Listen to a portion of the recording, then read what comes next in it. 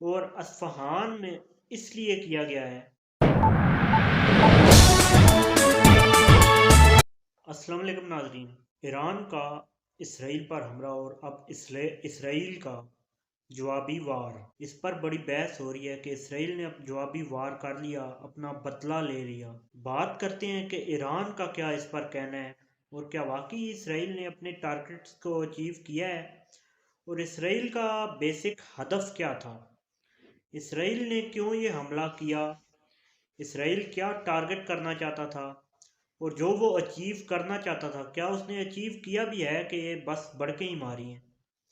बात करते हैं, सबसे पहले तो ईरान की बात कर लेते हैं। ये हमला ईरान के शहर अस्फ़हान में हुआ है और अस्फ़हान में इसलिए किया गया है कि अस्फ़हान एक बड़ा जोग्राफिकली एक इम्पॉर्टेंट शहर है ईरान के लिए। ईरान के बिल्कुल वस्त में, बिल्कुल दरमियान के अंदर वो मौजूद है। किसी किस्म का बॉर्डर जो है वो अस्फ़हान शहर के करीब नहीं है, सबसे पहली वजह। और इससे आपको क्या महसूस हो रहा है कि बॉर्डर करीब ना होने से क्या फ़ायदा है ईरान को, कि ईरान ने अपने एटमी जो प्रोग्राम है ज़्यादातर ये इस शहर और इसके गिरदोनवा में रखा है। पहली इंपॉर्टेंस ये हो गई ईरान के लिए अस्फ़हान की। और ज़ाहिर है जब मुल्क के लिए कोई शहर इंपॉर्टेंट होता है तो फिर वो इम्पोर्टेंस जो है वो उसके दुश्मन ममालिक के लिए भी होती है।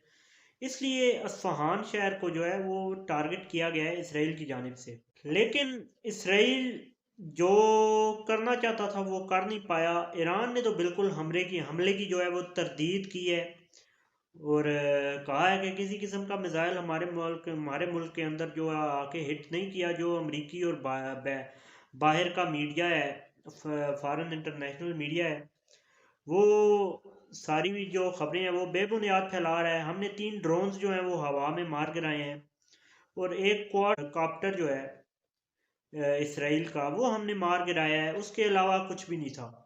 ये भी बड़ी कामयाबी है ईरान के लिए। बेसिकली बात कर लेते हैं इसराइल ने ये हमला किया क्यों।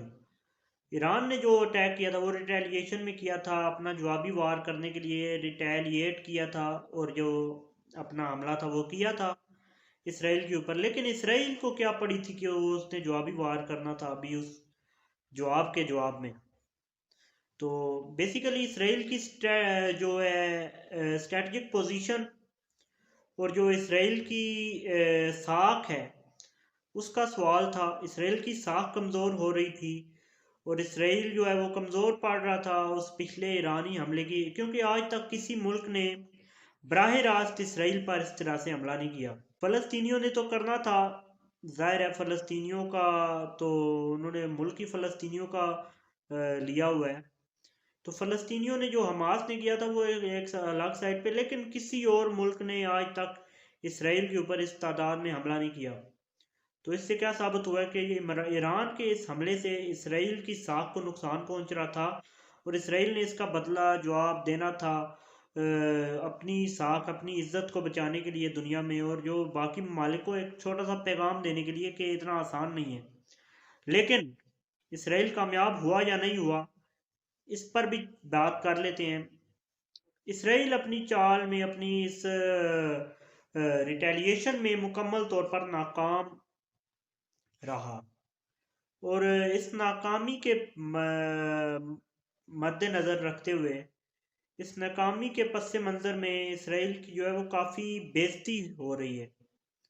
इसराइल का मजाक बना रहा है ईरानी मीडिया जो है वो, इस मामले पर इसराइल का मजाक बनाया जा रहा है कि इसराइल हमने जो हमला किया था वो काफ़ी बड़ा था और ये इसराइल का जो हमला है ये इसे हमला कहें या क्या कहें। और जो तवक्कुआत हैं उससे बहुत ये छोटा हमला था इसराइल का। इसराइल ने एक पैगाम देने की अपनी तरफ से कोशिश की है, जंग से बचना चाहते हैं। ज़ाहिर है वो भी जंग आसान नहीं है।